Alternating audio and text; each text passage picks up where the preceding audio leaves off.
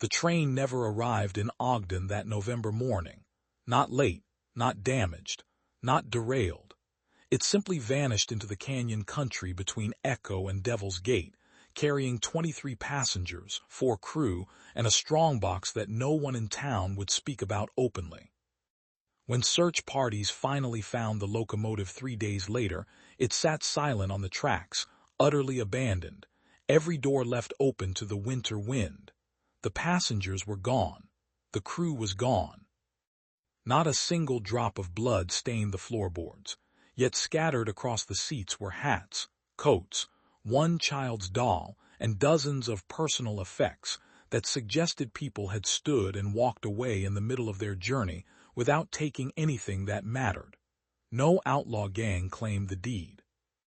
No ransom demand ever came, and in all the years since, no witness ever came forward to say what happened in those high desert hills when the iron horse stopped moving, and everything inside it simply disappeared.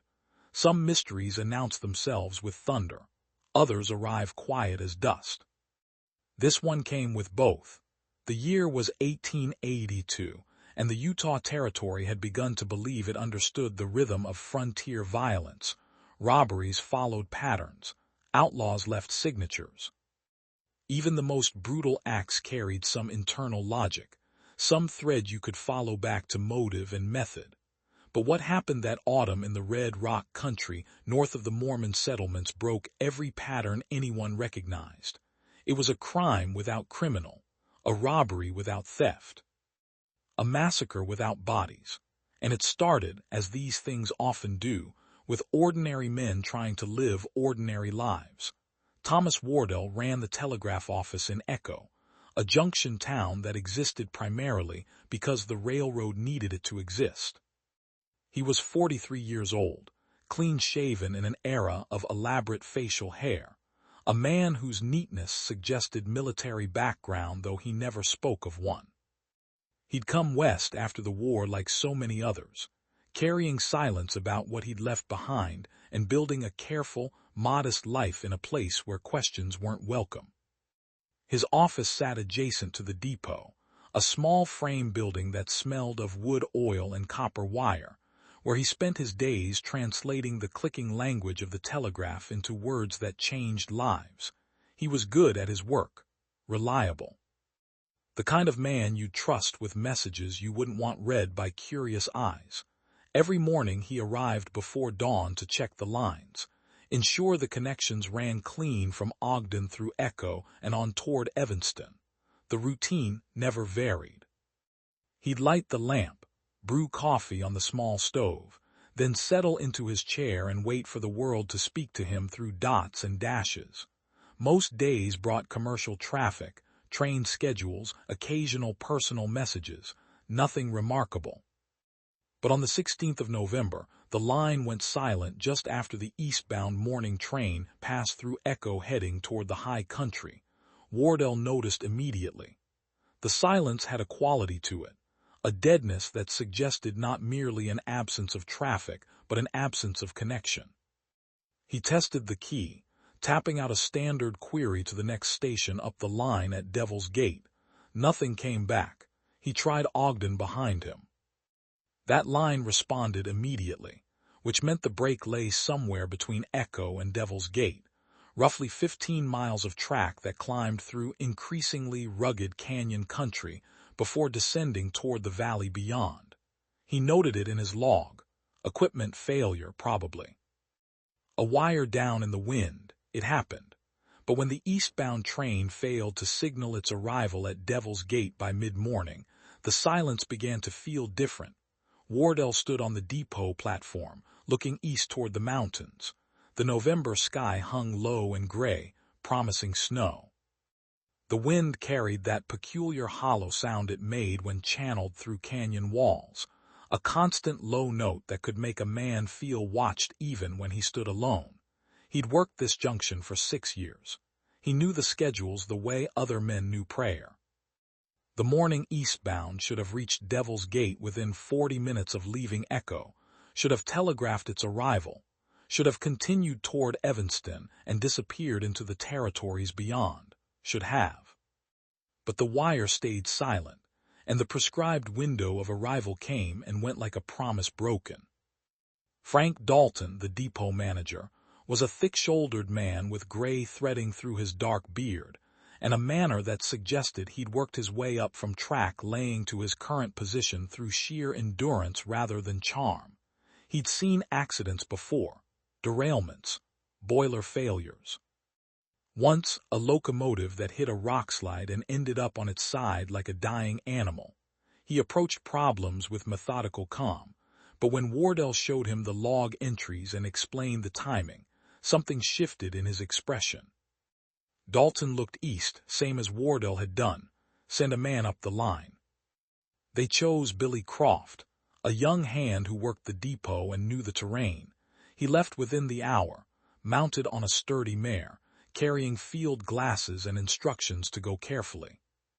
The land between Echo and Devil's Gate wasn't particularly dangerous by frontier standards, but it was isolated. If something had happened to the train, if bandits had stopped it, Billy would be riding into uncertain territory. He returned just after dark, his horse lathered despite the cold, his face strange in the lamplight. "Found it," he said, still mounted, words coming fast.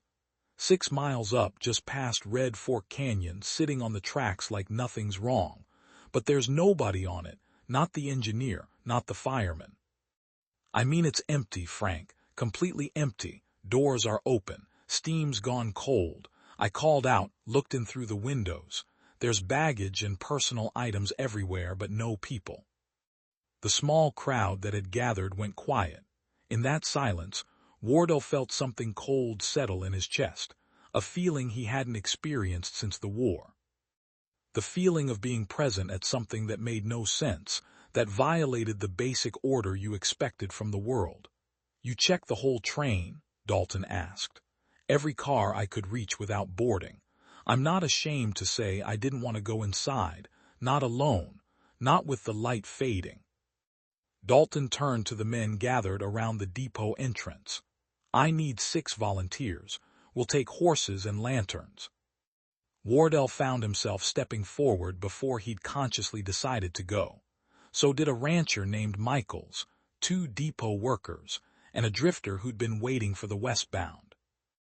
The 6th volunteer was a man Wardell didn't know, someone who'd arrived in Echo only a few days earlier and taken a room above the Mercantile. He was tall, narrow in the shoulders, with a face that seemed all angles and shadow. When he stepped into the lamplight to join the group, Wardell noticed his hands. They were clean, uncalloused, not a working man's hands. "Name's Rivers," the stranger said. "I was supposed to be on that train this morning." Nobody asked why he wanted to ride into the dark hills with a search party. In the territories, you accepted help when it was offered and saved your questions for later. They rode out under a moonless sky, following the rails east into country that grew steadily more confined. The tracks ran through cuts in the red rock, across trestle bridges that spanned dry washes, past formations that looked like sentinels in the lantern light. Nobody spoke much. The sound of hooves on hard ground and the occasional creak of saddle leather filled the cold air. Wardell rode near the front, beside Dalton, watching the rails gleam in the darkness ahead. He kept thinking about the telegraph line, about that particular quality of silence when he'd tested the key. He'd worked with wire long enough to distinguish between ordinary line failure and something else. This had felt deliberate, somehow, as if the connection hadn't broken but been severed, which made no sense, but the thought persisted. They rounded a curve where the canyon walls pressed close, and suddenly there it was. The locomotive sat motionless on the tracks, its dark bulk blocking the passage like something that had died in place. The tender behind it, then the passenger cars, all still coupled, all aligned properly on the rails. Nothing appeared damaged, no signs of collision or derailment. It simply looked like a train that had stopped and been abandoned. Dalton raised his hand and the party halted. They were. Every passenger car door stood wide, dark rectangles against the darker bulk of the train.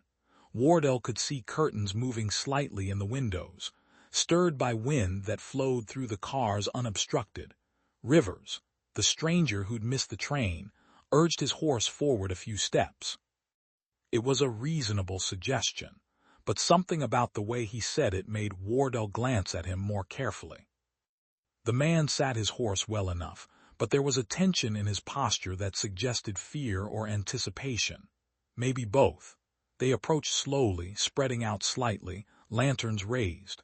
The locomotive's cab was empty, as Billy had reported. The fire had gone completely cold. Wardell climbed up while Dalton held his horse. The controls were set neutrally, as they should be for a stopped train. Nothing seemed forced or broken. The engineer's coat hung on its usual hook. But even as he said it, he knew that wasn't quite right. There was something about the arrangement of things, some small detail that nagged at him. The coat on the hook, the cup in its place. Too neat, maybe, too deliberate. He climbed down and they moved to the passenger cars. The first car was exactly as Billy had described. Seats filled with abandoned possessions. A man's hat on one bench. A woman's shawl draped over another. A newspaper open to the middle pages, as if someone had been reading and simply set it down. Luggage racks still held bags and cases. Nothing appeared rifled or disturbed. They went through the car methodically. Wardell found himself looking at the small personal details. A child's slate with letters half-formed. A book of poetry with a pressed flower marking a page. Someone's spectacles folded carefully on a seat. Each item told a story interrupted, a journey that would never be completed. But there was no blood, no sign of struggle, no indication that anything violent had occurred. The second car was the same, and the third, in the fourth car at the very rear of the train, they found something different. The strongbox sat in its usual place, bolted to the floor in the small cargo area behind the last row of seats. It was closed, locked, apparently untouched. Beside it, arranged in a neat circle on the floor, were 23 cups. Nobody answered. The circle of cups sat there in the lantern light, inexplicable and somehow deeply wrong. It was the first sign that what had happened here wasn't simply an abandonment or even a robbery. It was something else, something deliberate and strange. Rivers crouched beside the circle but didn't touch it. "And 4 more cups," Rivers said, pointing. Wardell looked where he indicated. 4 additional cups sat apart from the circle, arranged in a straight line leading toward the rear door of the car. The door itself stood open to the darkness outside. "Someone's telling us something," Rivers said quietly, "showing us what happened. 23 passengers in a circle." It was the question they were all thinking. They stepped out of the train and searched the ground around the tracks. The earth was hard, rocky, not good for holding tracks. What prints they found in patches of dust seemed to move in all directions, overlapping, impossible to follow with any certainty. Whoever had left the train had scattered into the canyon country, and the land had swallowed their passage. They searched until dawn, calling out, following what trails they could find, but the canyon maze defeated them. The passages twisted and branched. The rock faces offered no clues. It was as if 27 people had stepped off the train and ceased to exist. When they returned to the locomotive as the sun finally broke over the eastern ridges, Wardell noticed something he'd missed in the darkness. Scratched into the paint on the side of the tender, barely visible, were words. Rivers touched the scratched letters, running his finger along the marks. The sun rose higher, illuminating the canyon walls, the empty train, the expanse of territory in every direction. Somewhere out there, 27 people had vanished into the frontier. Had they been taken? Had they left by choice? Were they alive or dead? And the question that none of them wanted to speak aloud, but that hung in the cold morning air like breath made visible. If this wasn't a gang robbery, if no one had forced them from the train, then what kind of power could make nearly 30 people abandon everything and walk into certain death in the wilderness? Wardell stood on the tracks, looking east toward where they should have gone and west toward where they'd come from. The telegraph wire ran parallel to the rails, strung on poles that marched into the distance. He could see, now that daylight revealed it, where the line had been cut. Not broken by weather or accident, cut cleanly with tools at a point between poles where it would be difficult to notice. Someone had silenced the telegraph before stopping the train, which meant someone had planned this, had thought it through. But to what end? The strongbox sat undisturbed. The passengers' valuables remained scattered throughout the cars. Nothing had been stolen. Nothing had been destroyed. The train itself could be driven away the moment someone fired the boiler and built steam. It was as if the crime itself was the absence, the removal of people without reason or ransom. The creation of a mystery so complete that even standing inside it, surrounded by evidence, they couldn't begin to understand what they were looking at. Dalton organized the party to ride back to Echo for help. They'd need a full crew to search the canyons properly, supplies for an extended operation, maybe federal marshals if this proved to be more than local authorities could handle. They'd need to protect the train itself, examine it more thoroughly, catalog every detail. But as they prepared to leave, as the sun climbed higher and began to warm the cold air, Wardell found himself looking at Rivers again. The stranger stood apart from the others, studying the canyon walls with an intensity that seemed more than simple curiosity. His clean hands rested on his belt, near where a man might carry a weapon, though Wardell saw no visible gun. There was knowledge in his posture, recognition maybe. "You've seen something like this before," Wardell said, approaching him. Rivers turned, and for a moment his face was unguarded. But he was lying. Rivers held his gaze for a long moment. Then he looked back at the empty train, at the open doors and scattered possessions, and the mystery that sat like a weight in the cold morning air. "Someone who missed that train by 10 minutes, he said. They rode back toward Echo as the morning aged into afternoon, leaving the locomotive sitting silent on the tracks, its doors still open, its secrets held close. Behind them, the canyon country stretched vast and indifferent, holding whatever truth had unfolded there in the darkness when 27 people had walked away from civilization and disappeared. The telegraph line hung severed and useless. The news reached Ogden by Ryder before the telegraph line could be repaired. By evening it had spread through every settlement within 50 miles. A train had been found abandoned, 27 people missing, no explanation, no bodies, no crime that anyone could properly name. The reaction wasn't panic, not at first. The frontier had taught people to wait for facts before surrendering to fear. But as the days passed and search parties returned with nothing but questions, something else began to settle over the territory, an unease that had no proper outlet. How do you mourn people who might not be dead? How do you seek justice for a crime that left no evidence of force? How do you protect yourself from a threat you can't identify? The families arrived within a week. They came from back east mostly, having received telegrams that used careful language to convey terrible uncertainty. Your husband was aboard the morning eastbound. The train has been located, but passengers cannot be accounted for. Please advise. They traveled for days to reach the territory, carrying hope that maybe there'd been a mistake. Maybe their loved ones had simply walked to the nearest town and were waiting to be found. Thomas Wardell watched them gather in Echo, watched hope die slowly in their faces as they learned the details.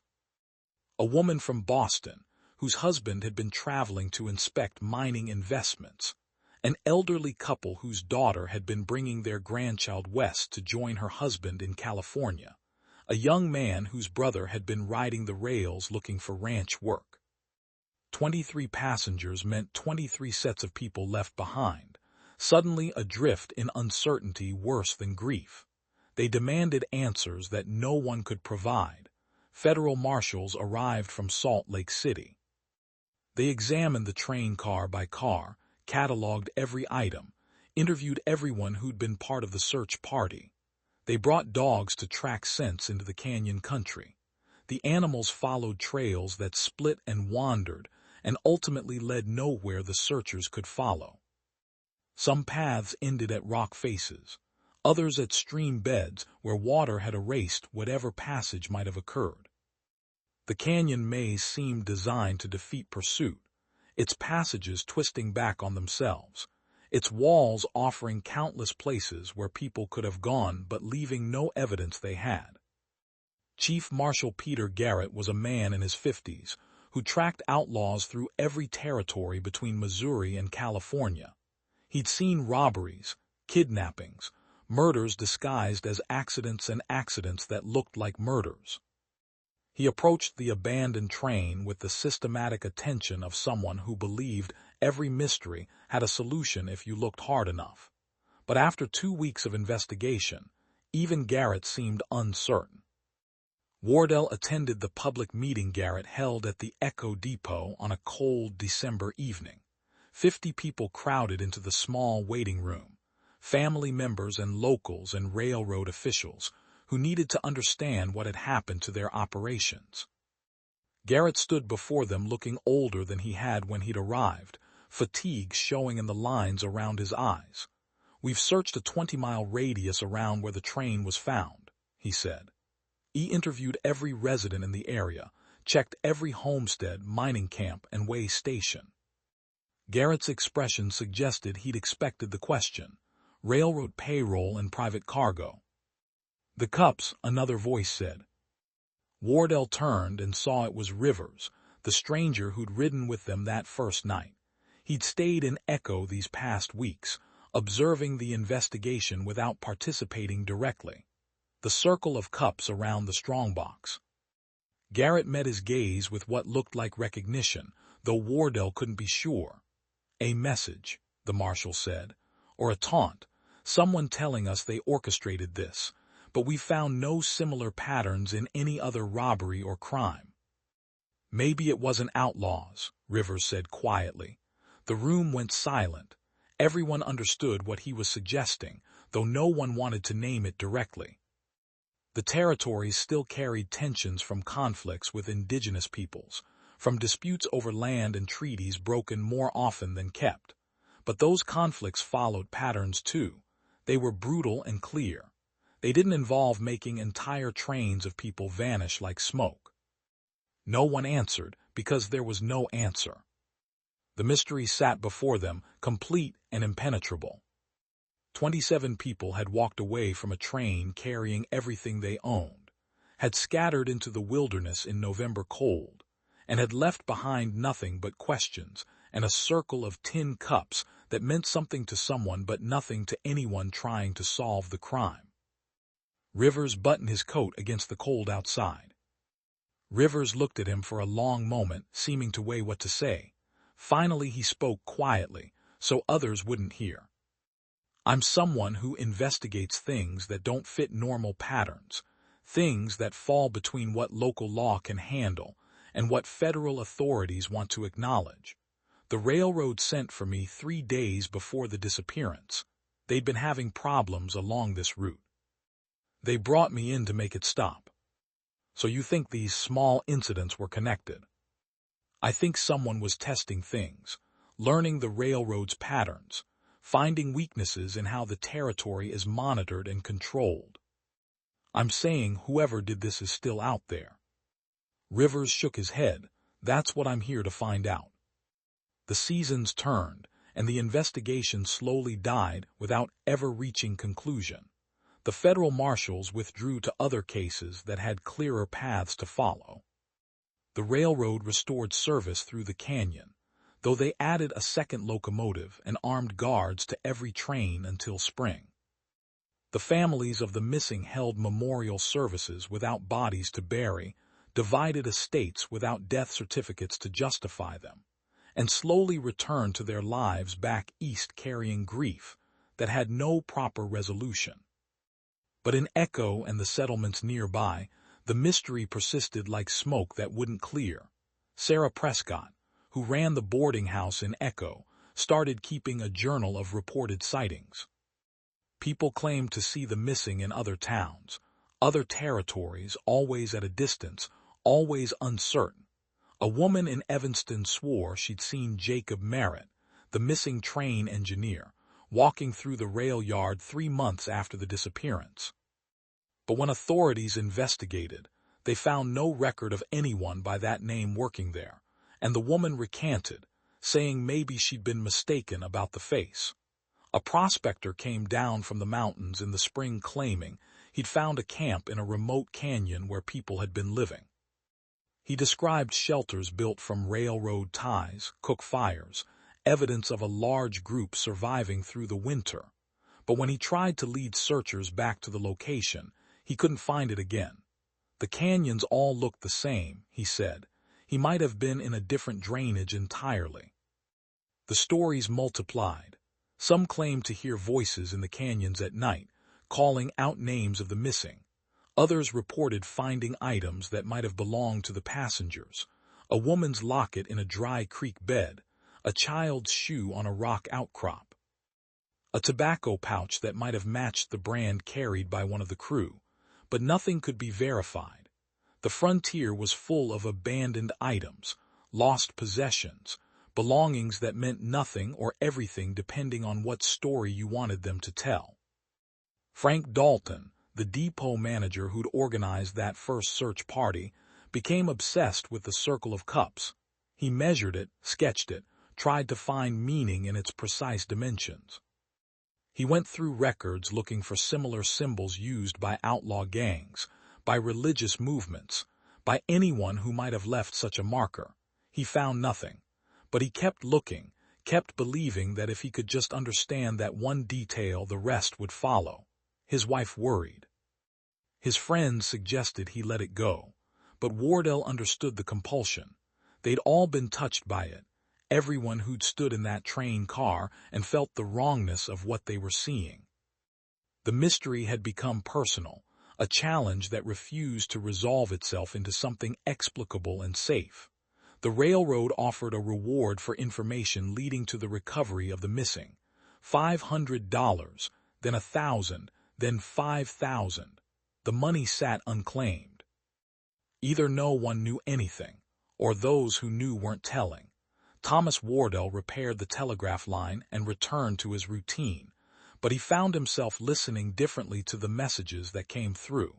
He started noticing patterns he hadn't paid attention to before. Trains reporting delays for unspecified reasons. Operators in other territories mentioning strange phenomena on their lines. Nothing overt, nothing you could point to as evidence of anything, but enough to suggest that whatever had happened in the canyon that November wasn't entirely isolated. He wrote letters to telegraph operators throughout the Western territories, asking careful questions, building a network of information that existed outside official channels. Most didn't respond. A few sent brief notes acknowledging similar oddities, but nothing they could document. One operator, stationed in the Nevada Territory, sent a longer reply that Wardell read multiple times, trying to extract meaning from what was said and what was carefully not said. Things move through the country that don't appear on train schedules, people sometimes, but other cargo too. The railroad sees its tracks and stations and thinks it controls the territory, but the territory is older and larger than the railroad understands. There are passages through it that don't follow the rails. It was cryptic to the point of uselessness, but it suggested something Wardell had begun to suspect, that maybe the missing passengers hadn't been taken by force. Maybe they'd left willingly, following someone or something that offered them passage to somewhere the railroad couldn't reach. Maybe that's what the scratched message had meant. We chose to walk. Not coercion, but choice. Though what choice could make people abandon everything and vanish into the wilderness remained incomprehensible. Rivers stayed in Echo through the winter, maintaining the fiction that he was a traveler waiting for weather to clear before continuing his journey. But Wardell saw him in the canyon sometimes, riding alone, searching for something the official parties had missed. They spoke occasionally, careful conversations that acknowledged what neither could prove. The railroad thinks this was about disrupting their operations, Rivers said one evening in early spring. They sat in Wardell's telegraph office, watching darkness settle over the junction.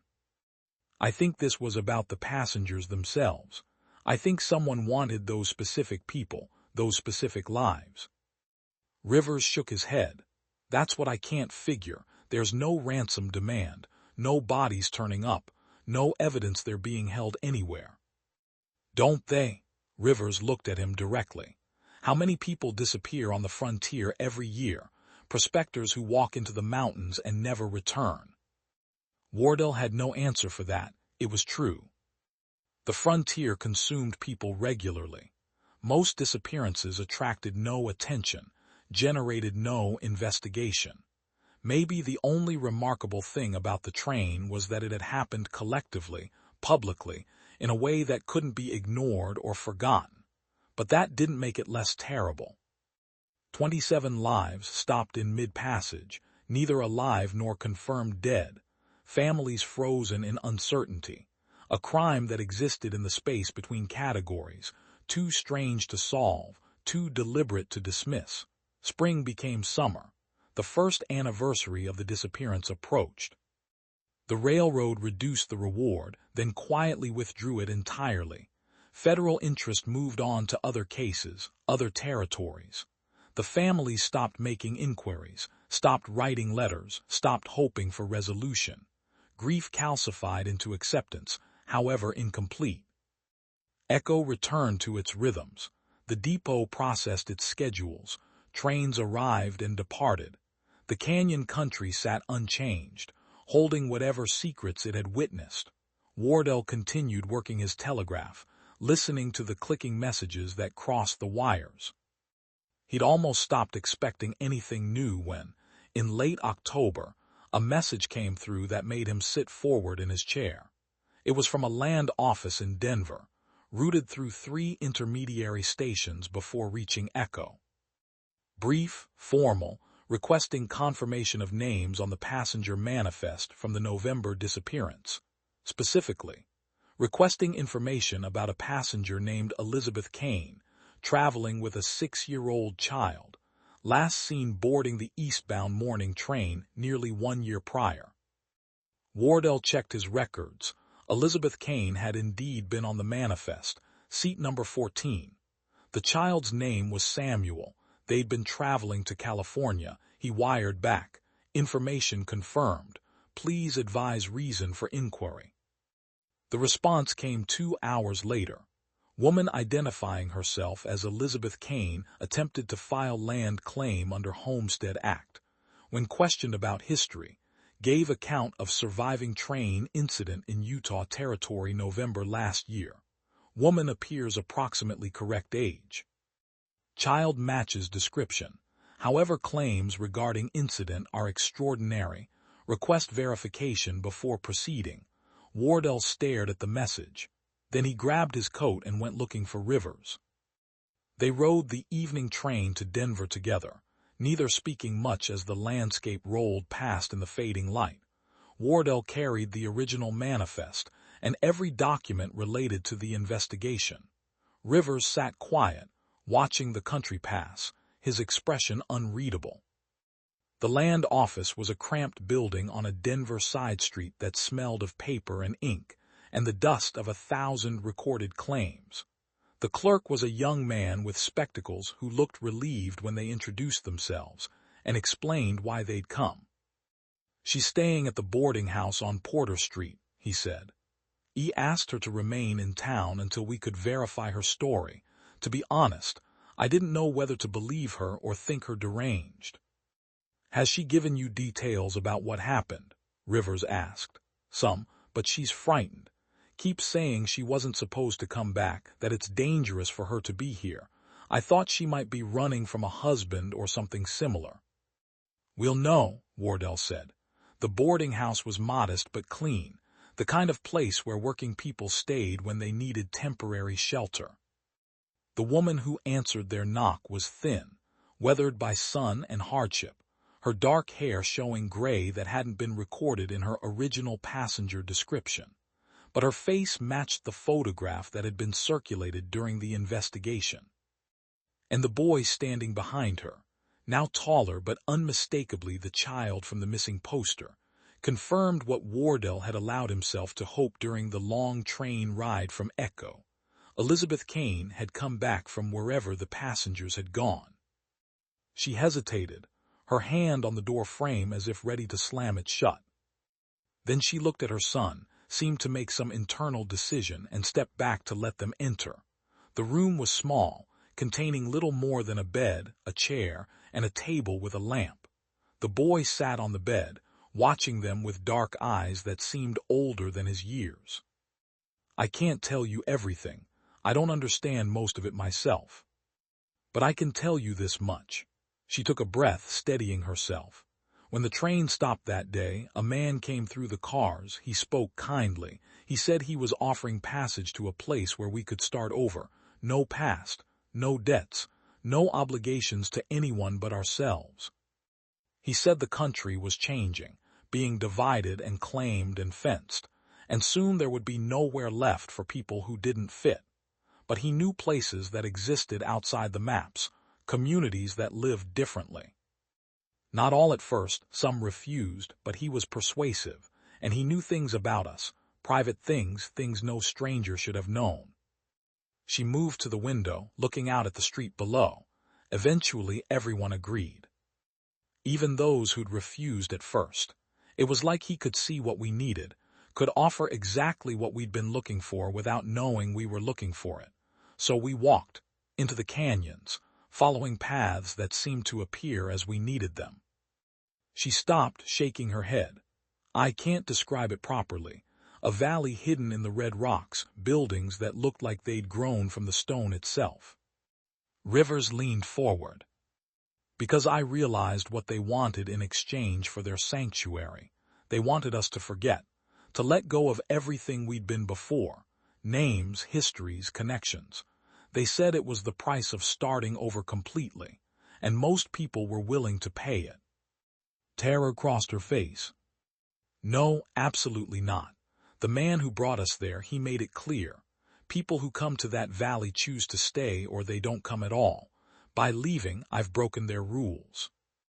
If they find out I've told anyone about it, if you try to search for it, they'll do something worse than make people disappear." She looked at her son. "Please, I just want to file my claim, take my boy somewhere far from here and live quietly. Don't make me part of your investigation." Rivers and Wardell exchanged glances. There were 1,000 more questions to ask, details to extract, leads to follow. But the woman's fear was genuine, and the child needed protection more than they needed answers. "The other passengers," Wardell said gently, "are they alive?" "They were when I left. Whether they still think of themselves as the people they used to be, I can't say. Maybe that's a kind of death too. But they weren't harmed if that's what you're asking. They chose to stay." She walked to the door, opening it, a clear signal that the conversation was ending. "I told you what I can. It's more than I should have. Please go." They left, walking through Denver's darkening streets toward the depot where they'd catch the night train back to Echo. Neither spoke until they were seated in the passenger car, the city lights falling away behind them. "So what do we do?" Wardell asked. "Report to the marshal, to the railroad." Rivers looked out at the darkness rushing past. Wardell wanted to argue, wanted to insist they had an obligation to those families, to truth, to justice. But he thought about the woman's fear, the child's old eyes, the way she described people choosing to forget. And he thought about the frontier itself, vast and complicated, full of passages that didn't appear on maps and communities that existed outside the structures of law and territory. Maybe Rivers was right. Maybe some mysteries were meant to stay unsolved. Maybe some disappearances were less about crime and more about people finding ways to live that didn't fit the categories the world wanted to place them in. They rode through the night in silence, carrying knowledge they couldn't share and questions they wouldn't answer. The telegraph wires hummed alongside the tracks, carrying messages that crossed the territories in seconds, connecting settlements and cities in an expanding web of communication and control. But beneath those wires, between the mapped towns, in the vast spaces the railroad thought it had conquered, other pathways existed, and people moved along them according to rules that had nothing to do with schedules or laws, or the order that men like Wardell spent their lives maintaining.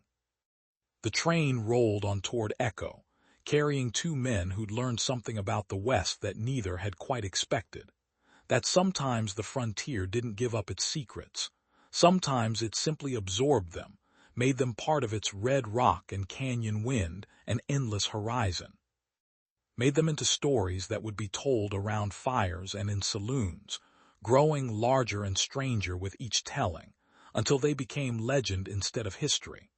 And maybe that was exactly what they were meant to become. Thomas Wardell kept Elizabeth Kane's secret for 6 weeks before it began to hollow him out from the inside. Every morning he arrived at the telegraph office before dawn, same as always, lighting the lamp and settling into his chair to translate the clicking language of distant messages. But now when his fingers touched the key, he thought about all the families still waiting for word. The elderly couple in Philadelphia who'd lost their daughter and grandchild, the Boston woman whose husband had vanished. 22 other sets of people frozen in permanent uncertainty, while he sat on knowledge that might give them something resembling peace, not answers, exactly. Elizabeth Kane's story raised more questions than it resolved, but at least it was something, proof that survival was possible. Evidence that whatever had happened in those canyons hadn't ended in mass graves or slow death from exposure. He tried to convince himself that protecting her was the right choice. She'd escaped something, brought her son back to the world, was trying to build a life under the Homestead Act using a new name in a territory far from Colorado. She deserved that chance. And if he exposed her story, if he brought federal marshals and railroad investigators down on her, she'd lose everything she'd fought to reclaim. But the weight of it pressed on him anyway, the weight of knowing while others didn't. Of having met someone who'd returned from the place where the missing had gone, and choosing silence over truth. Frank Dalton noticed the change in him. They'd remained friendly in the months since the investigation had cooled, occasionally sharing a drink at the saloon, comparing theories about what had really happened. But after Wardell returned from Denver, something shifted in his demeanor that Dalton couldn't miss. Wardell looked at his friend for a long moment. They'd stood together in that empty train car, had seen the circle of cups, had felt the wrongness of it all. If anyone deserved to know, it was Dalton. "If I told you one of them came back," Wardell said slowly, "but wouldn't talk about where they'd been, wouldn't help find the others." "I don't know. She says they were alive when she left." Dalton poured himself a careful measure of whiskey and drank it. Then he set the glass down with a deliberateness that suggested he was choosing his next words carefully. "I spent 8 months obsessed with those cups, drew diagrams, measured angles." He stood and walked to the window, looking out at the junction where rails met in the darkness. "But eventually I realized something. The mystery wasn't a puzzle to be solved. It was a message. Someone telling us there are things happening in this territory that we don't control and can't understand, ways of living that don't fit our categories. I'm saying you're already keeping quiet, and the fact that you're torn up about it suggests you've made the right choice for the wrong reasons." Wardell wanted to argue, wanted to insist that the families deserved closure, that truth mattered, that you couldn't just let 26 people remain disappeared without exhausting every avenue to bring them home. But he thought about Elizabeth Kane's fear and her son's old eyes, and the way she described people choosing to forget who they'd been. "What if they don't want to be found?" he said quietly. "Then that's their choice to make," Dalton said. They sat in silence after that, two men who'd touched a mystery larger than themselves and found it had changed them.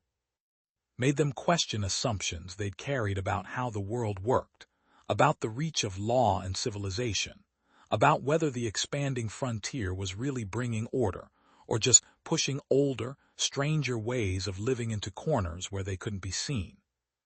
The telegram from Marshal Garrett arrived in April, brief and formal, requesting Wardell's presence in Salt Lake City for a final review of the investigation before the file was permanently closed. Wardell made the journey with a sense of walking toward judgment, though he couldn't articulate what he feared. Garrett's office was spare and efficient, reflecting the man himself. He sat behind a desk covered in case files and territorial maps, looking more tired than Wardell remembered. Age had settled into his features over the past year, or maybe just the accumulated weight of unsolved crimes. "I wanted to talk to you before I submit my final report," Garrett said, gesturing for Wardell to sit. "He worked this territory longer than most." It wasn't quite a question, but Wardell heard the inquiry beneath it. "Nothing's surfaced," he said carefully. Garrett studied him with eyes that had interrogated more skilled liars than a telegraph operator. "Mr. Rivers stayed in Echo through the winter. Only that whatever happened was outside normal criminal patterns. Rivers is good at recognizing when mysteries need to stay mysterious," Garrett said. "He's closed more cases than most federal agents, but he's also walked away from more. I'm acknowledging we've exhausted reasonable avenues of inquiry. The missing passengers will remain in our records as persons of interest in an unresolved incident. If new information surfaces, we'll pursue it, but absent that, I'm recommending the federal government consider this case suspended indefinitely." Garrett leaned back in his chair. "Some will, some won't." Wardell rode the train back to Echo with mixed feelings. Relief that the investigation was ending, that Elizabeth Kane wouldn't be hunted. But also sadness for the families who'd never know what he knew, never get even the partial answer he'd been given. The frontier was full of such inequities. Some people got answers, others got only silence, and you learned to live with the difference or you didn't survive out here. Sarah Prescott, the boarding house keeper who'd maintained her journal of sightings, asked him about the investigation's closure over dinner that evening. Her establishment had become something of an informal gathering place for people still interested in the mystery, and she'd watched the official interest gradually fade with visible frustration. "So they're just giving up," she said. She shook her head, not convinced. "Deserve better than what?" Wardell asked gently. "Better than the truth that sometimes people disappear and we never learn why. Better than the reality that the frontier is larger and stranger than we want to admit. Sarah, if those passengers were kidnapped, killed, held against their will, I'd agree we owe it to them to never stop searching. But what if they left willingly? What if they're alive and content and simply don't want to be found?" She accepted that, or at least stopped pressing. But Wardell saw her journal sitting on the counter behind her. Months of sightings and rumors and hope recorded in careful handwriting. She'd keep tracking stories, keep believing that somewhere out there, the missing passengers were waiting to be found. And maybe they were. Just not in any way that search parties or federal marshals could reach them. The years that followed brought changes to Echo and the territory beyond. The railroad expanded, adding lines and stations, connecting settlements that had once been isolated into a growing web of commerce and communication. Towns formed and flourished. The frontier qualities that had defined the region slowly faded as civilization established its patterns and rules. But the story of the vanished train persisted. It became the kind of tale people told in saloons and around campfires, growing more elaborate with each telling. Some versions claimed the passengers had been taken by outlaws, and their bones were scattered across the canyons. Others insisted they'd found gold in the hidden valleys and were living in secret wealth. A few suggested supernatural explanations, spirits or curses or phenomena that existed outside rational understanding. The truth, such as it was, remained known to only a handful of people who'd agreed to keep it close: Wardell, Rivers, Dalton. And somewhere in a distant territory under a different name, Elizabeth Kane and her son, living quietly on homesteaded land, careful never to speak of where they'd been or what they'd seen. Wardell sometimes wondered about the others. The 26 who'd stayed behind in whatever valley had accepted them. Were they happy? Had they truly forgotten their previous lives, surrendered their names and histories to become something new? Or did they sometimes wake in the night remembering the train car, the moment of choice, the life they'd left behind? He'd never know. And gradually, he made peace with that. Frank Dalton died in 1895, thrown from a horse while checking track conditions after a spring storm. At his funeral, his widow mentioned quietly that he'd requested something specific, that the circle of cups he'd drawn and redrawn obsessively should be buried with him. Not in the coffin, she explained, but copied onto paper and placed beneath his gravestone. A reminder that some mysteries deserved respect even in their unsolved state. Wardell helped arrange it. He stood at the grave as Dalton was laid to rest, watching the Mormon service that honored a good man who'd done his work faithfully and lived his life with integrity. And he thought about how the mystery had marked them all, changed how they understood their place in the territory, made them humble in the face of things larger than themselves. Sarah Prescott's journal eventually filled 5 volumes. When she died in 1903, her daughter donated them to the Territorial Archives, where they gathered dust alongside other historical documents that no one quite knew what to do with. Researchers would occasionally discover them, read through the sightings and theories, and write papers about frontier mythology and the psychology of mass disappearance. But the journal's true value wasn't its information. It was its testimony to the power of uncertainty, to how a community grapples with events that don't resolve cleanly, to the human need for story and meaning even when neither is available. Marshall Garrett retired in 1898 and moved to Oregon, where he raised fruit trees and never spoke publicly about his unsolved cases. But in letters to Wardell that continued sporadically over the years, he sometimes referenced the vanished train, not as a failure, but as a lesson about the limits of law enforcement in territory that hadn't yet decided what it wanted to become. Some crimes belong to the land itself, he wrote in one letter, not meant to be solved by men with badges. Rivers disappeared from Echo in the spring of 1883, leaving no forwarding address.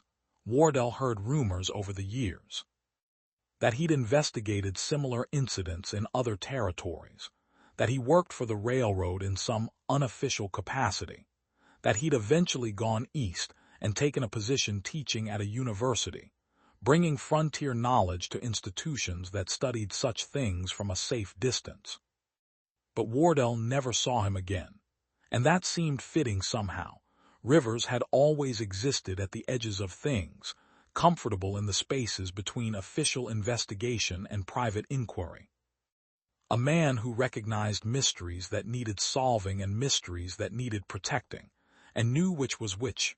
Elizabeth Kane, as far as Wardell could determine, lived into old age on her homesteaded land. He tracked her carefully over the years, never making contact but ensuring she'd found the quiet life she'd sought. Her son grew up, married, worked the land she'd claimed. Grandchildren came. The normal rhythms of frontier life, built on a foundation of secrets she never shared. In her final years, she wrote letters to the families of the other passengers, not explaining what had happened, but offering a kind of comfort, saying that their loved ones had found peace, had been given a choice and made it freely, had walked into something larger than themselves and been transformed by it. Most families never responded. The pain was too old, the wound too deep. But a few wrote back with gratitude, saying that after all these years, any assurance of peaceful resolution was gift enough. Wardell retired from the telegraph office in 1906, 50 years old, and tired from decades of translating messages between distant points. He'd watched the territory become a state, had seen technology advance until telegraph gave way to telephone, and the frontier qualities that had defined his life faded into memory and nostalgia. On his last day, he sat alone in the office after the final messages had cleared, looking at the telegraph key that had been his companion for so many years. He thought about all the information that had passed through this room, births and deaths, business and romance. The ordinary traffic of human existence translated into electrical pulses and sent across impossible distances. But the most important message he'd ever received had come in person, from a frightened woman in a Denver boarding house, speaking truth that couldn't be transmitted by wire. That had to be carried in memory and protected with silence. That had changed everything while changing nothing. He locked the office for the last time and walked out into evening light that painted the canyon walls gold and red. The train tracks ran east and west, connecting settlements and cities in a great spanning network of steel and purpose. But beyond the rails, in the vast spaces between mapped points, other pathways existed. The canyon country stretched out before him, full of passages and secrets, holding whatever truth it had witnessed that November morning so many years ago. 26 people had walked into that maze and never returned to the world they'd left behind. One had come back long enough to say it had been their choice, and maybe that was answer enough. Maybe the frontier's greatest gift was space for disappearance, for reinvention, for people to step off trains and walk into new lives that didn't require explanation or permission. And maybe respecting that was more important than solving the mysteries it created. Wardell stood watching the light fade from the canyon walls, an old man now at the end of his working life, carrying knowledge he'd never share and questions he'd stopped trying to answer. The railroad would keep running, new people would operate the telegraph. The territory would continue its transformation into settled, mapped, explained country. But somewhere in those red rocks, in valleys that didn't appear on any surveyor's map, people lived according to rules that predated all of that. And they would continue living that way long after the last train had passed through and the telegraph wires had fallen silent. Some mysteries were meant to stay mysterious, some disappearances were meant to be complete, and some stories ended not with revelation but with acceptance, with the quiet understanding that truth took many forms and not all of them required exposure to the light. The sun set behind the western ridges, darkness gathered in the canyons, and Thomas Wardell turned away from the country that had taken 27 lives and transformed them into something else, walking back toward the small house where he would spend the rest of his days carrying their secret with honor. The frontier always had the final word. And that word, more often than not, was silence.